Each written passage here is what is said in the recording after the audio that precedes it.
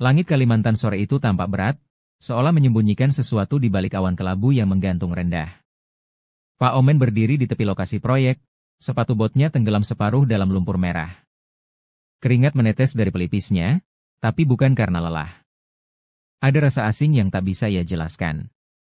Udara di sini berbeda, lembab, sunyi, dan seperti memeluk tubuh dengan dingin yang halus namun menusuk.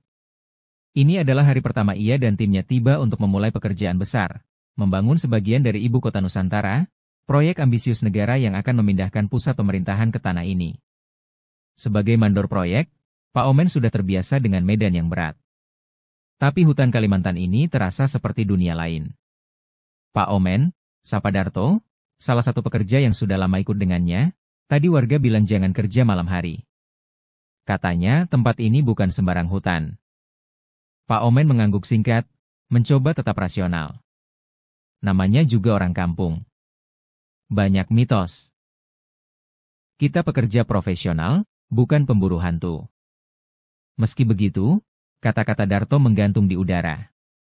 Sepanjang jalan menuju lokasi pembangunan, mereka tak pernah melihat satupun binatang liar. Hutan ini terlalu sunyi. Bahkan jangkrik pun seperti enggan bersuara. Sore menjelang malam. Para pekerja mendirikan tenda-tenda dan menyiapkan genset. Lampu-lampu menyala, tapi cahayanya terasa redup, tertelan oleh kegelapan hutan yang pekat. Di kejauhan, terdengar suara seperti kayu patah, namun tak ada yang terlihat. Hanya pepohonan tinggi yang berdiri diam, mengawasi. Besok kita mulai pembukaan lahan. Hati-hati semua, ujar Pak Omen saat briefing singkat di tenda utama. Kita jaga keselamatan. Dan jangan percaya hal-hal yang gak bisa dibuktikan. Tapi malam itu, saat angin berhenti dan dedaunan seperti membeku, Pak Omen terbangun oleh suara. Pelan, seperti bisikan. Pulanglah. Ia berdiri, membuka pintu tenda, menatap ke arah hutan yang hitam pekat di depannya. Tak ada siapa-siapa. Tapi dadanya terasa berat, dan untuk pertama kalinya dalam hidupnya, Pak Omen merasa seperti ia baru saja memasuki wilayah yang bukan milik manusia. Pagi pertama proyek dimulai dengan suara gemuruh. Alat berat yang menghidupkan mesin. Asap mengepul dari knalpot ekskavator, dan aroma oli tercampur tanah basah menguar ke udara. Para pekerja bersiap, sebagian masih mengantuk, sebagian lagi tampak gelisah. Mungkin karena malam yang terlalu sunyi. Atau mungkin karena suara-suara aneh yang terdengar oleh mereka beberapa hari belakangan ini. Pak Omen berdiri di atas kontainer yang dijadikan kantor sementara, memeriksa rencana kerja di tangannya. Hari ini kita buka jalur utama. Potong pohon dari titik A ke titik B. Jangan ambil jalan pintas. Ikuti peta, jelasnya dengan suara yang tegas. Tapi saat alat berat mulai menggusur pohon pertama, pohon besar dengan batang selebar pelukan 2 orang, mesin ekskavator mendadak tersendat dan mati. Sang operator, Wawan, mengumpat kecil lalu mencoba lagi. Mesin hidup, tetapi ketika garpu besi menyentuh batang, terdengar suara seperti jeritan jauh di dalam hutan. Semua orang terdiam. Cuma bunyi batang retak, kata Darto, berusaha terdengar yakin. Tapi wajahnya terlihat pucat. Pohon itu akhirnya tumbang dengan suara menggelegar, menimbulkan getaran kecil di tanah. Tapi setelahnya, hutan menjadi lebih senyap dari sebelumnya.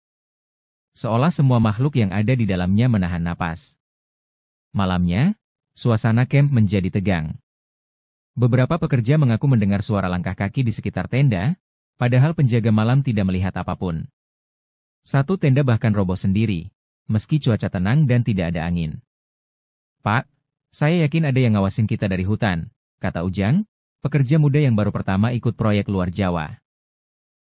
Saya lihat bayangan tinggi, kayak orang, tapi lebih besar. Dia berdiri diam di balik pohon, lalu hilang begitu aja. Pak Omen menarik napas dalam-dalam. Ia ingin menyanggah, tapi hatinya juga mulai terusik. Apalagi saat ia mengecek kamera pengawas yang mereka pasang di sekitar kamp. Satu rekaman menunjukkan gambar kabur, sesosok gelap melintas cepat, terlalu besar untuk ukuran manusia. Malam itu, Pak Omen tidak bisa tidur. Bukan karena suara-suara, tapi karena perasaan aneh di dadanya. Perasaan bahwa langkah pertama mereka di tanah ini bukan awal dari kemajuan, tapi pelanggaran terhadap sesuatu yang tak terlihat. Hari-hari berikutnya berjalan seperti dalam tekanan yang terus menguat. Hutan tak lagi terasa hanya sunyi, tapi seolah hidup dan memperhatikan. Setiap langkah yang diambil para pekerja seperti diawasi oleh mata-mata yang tak terlihat. Pagi hari masih bisa dilewati dengan rutinitas, pembukaan lahan, pemasangan patok, serta pengukuran tanah bangunan. Tapi malam harinya berubah menjadi neraka kecil. Para pekerja mengeluh sulit tidur, dihantui mimpi yang sama. Sosok hitam tinggi berdiri di tengah hutan, diam, menatap mereka tanpa mata, hanya bayangan. Suatu malam, suara tangisan terdengar dari arah sungai kecil di ujung lokasi camp. Darto dan Ujang, yang kebagian jaga malam, mendekati sumber suara dengan senter. Yang mereka temukan hanyalah air yang diam, namun udara tiba-tiba membeku. Ketika kembali ke tenda, kaki Ujang dipenuhi lumpur, meski ia yakin tak pernah melangkahkan kakinya ke dalam air. Besoknya, ekskavator yang digunakan Wawan tak mau menyala. Padahal mesin itu mesin baru, setelah dicek berkali-kali, tetap tak ditemukan masalah.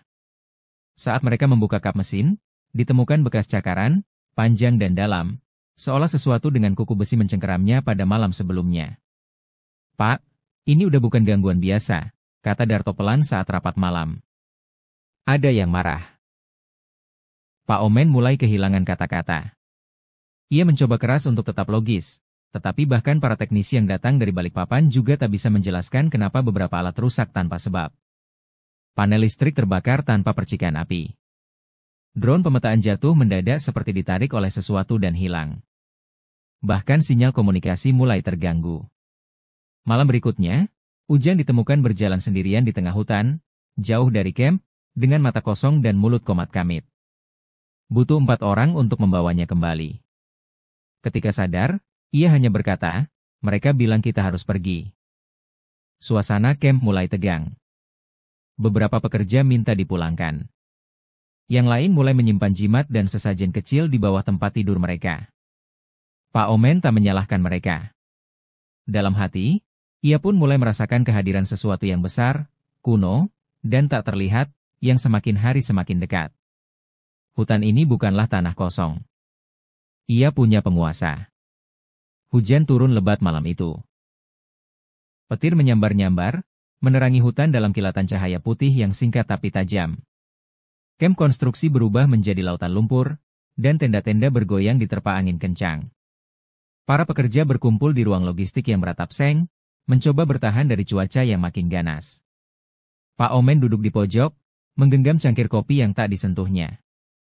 Pikirannya terus memutar kejadian demi kejadian yang tak bisa dijelaskan. Semua terasa terlalu aneh, terlalu konsisten untuk dianggap kebetulan. Tiba-tiba, listrik padam. Ruangan langsung gelap gulita, hanya diterangi petir sesekali yang menyambar langit. Dari luar, terdengar suara aneh, seperti derak pohon, tapi dengan irama, seperti langkah. Berat. Perlahan. Mendekat. Darto yang duduk di dekat pintu berdiri dengan wajah pucat. "Pak." "Itu, lihat." Pak Omen menoleh ke jendela yang menghadap ke arah hutan. Dalam kilatan petir, ia melihatnya. Sosok tinggi, hitam legam, berdiri di tepi hutan, lebih tinggi dari alat berat yang biasa mereka gunakan. Bentuk tubuhnya samar, seperti asap tebal yang menggumpal dan bergerak perlahan, tapi tetap memiliki bentuk menyerupai manusia. Tidak jelas wajahnya, hanya sepasang mata merah menyala yang menembus kegelapan. Dalam sekejap, sosok itu melangkah masuk ke dalam hutan, lalu menghilang. Pak Omen berdiri mendadak, menabrak meja. "Semua tetap di sini. Jangan ada yang keluar," suaranya gemetar, tapi tegas. Malam itu, tak ada yang tidur. Banyak yang berdoa, bahkan ada yang menangis pelan. Ujang kembali kerasukan, tubuhnya menggigil, mulutnya berbicara dalam bahasa yang tidak dikenali. Bahasa tua, kasar, seperti berasal dari kedalaman bumi. Keesokan paginya, mereka menemukan jejak besar di tanah basah. Jejak itu tidak menyerupai kaki manusia atau hewan apapun. Lebarnya lebih dari 1 meter, dan di tengahnya, tanah gosong seperti bekas terbakar. Pak Omen memandangi jejak itu lama. Tak ada lagi yang bisa ia bantah. Apapun yang menghuni hutan ini, bukan sekadar roh. Ia adalah seorang penjaga. Ia marah. Dan mereka telah melanggar batasnya. Pagi itu, matahari nyaris tak muncul dari balik awan tebal. Kabut tebal menyelimuti area hutan, menutupi pandangan sejauh beberapa meter.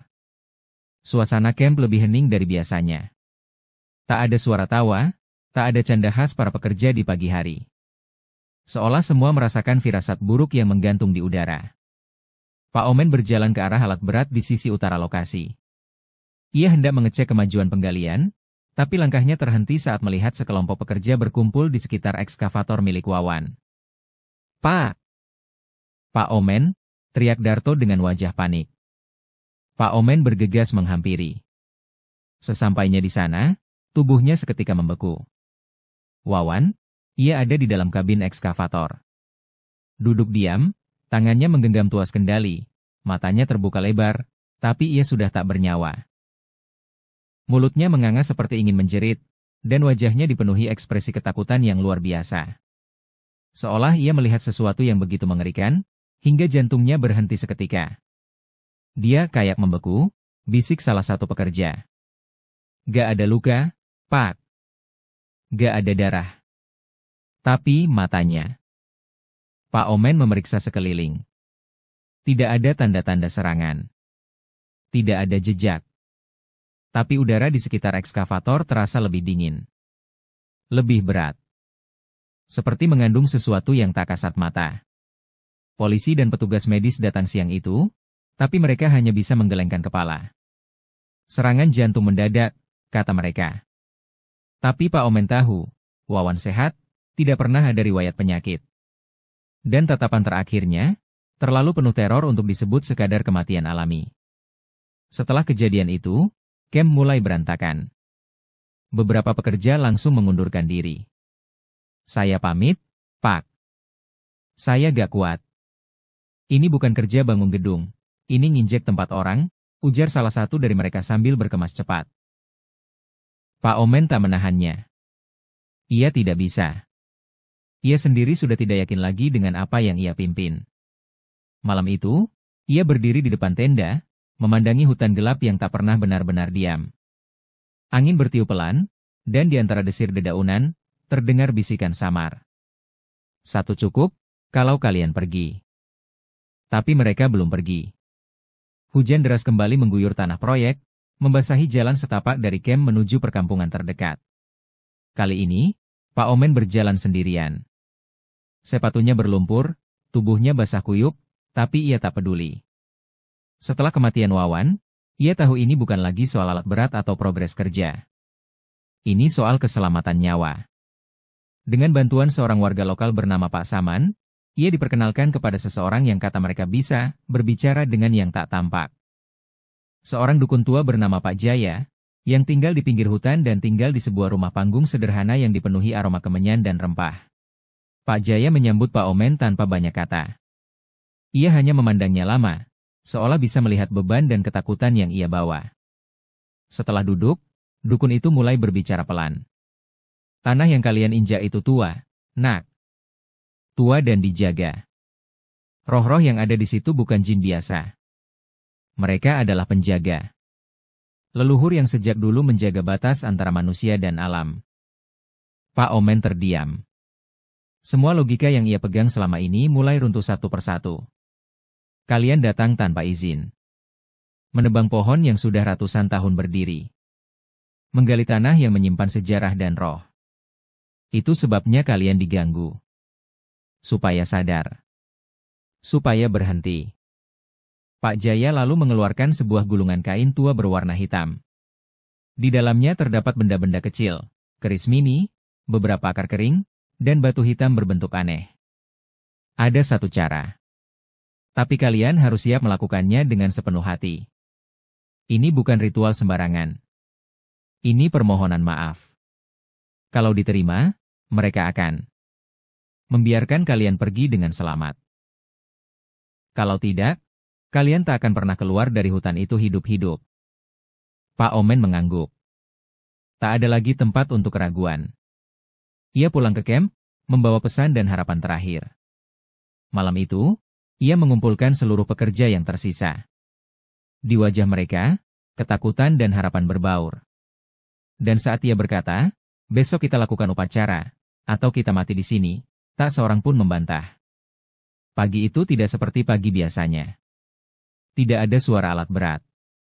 Tidak ada perintah kerja. Hanya sunyi yang menyelimuti camp, seperti alam menunggu sesuatu.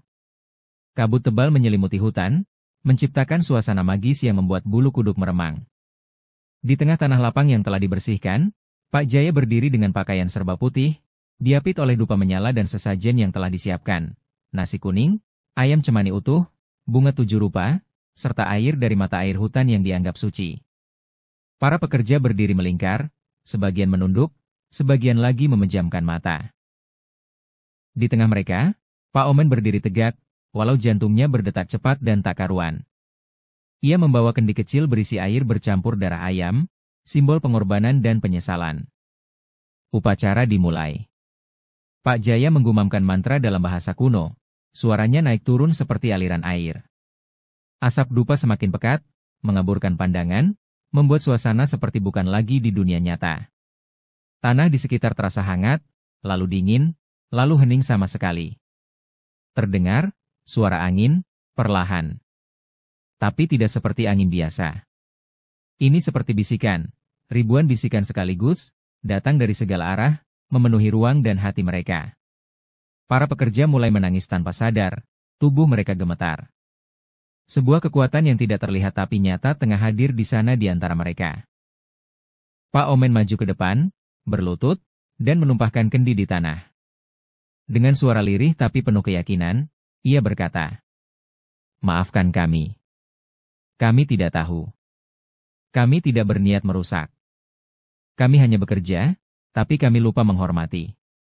Kami bodoh. Kami mohon, biarkan kami pergi dengan damai." Mantra Pak Jaya berhenti. Angin pun berhenti. Dan untuk sesaat, waktu seolah berhenti bersama mereka.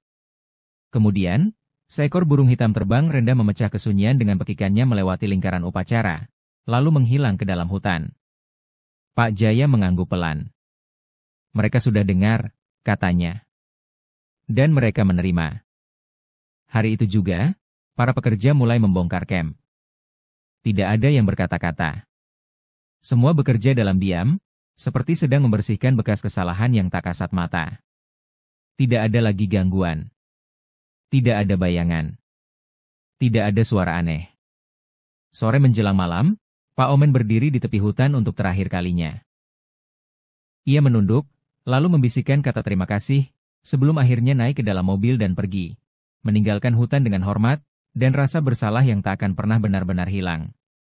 Pesan Pak Omen dan pengalaman timnya akan selalu mengingatkan. Tanah yang kau injak mungkin bukan milikmu. Alam punya aturan yang lebih tua dari peradaban. Dan tak semua yang tak terlihat bisa kau abaikan.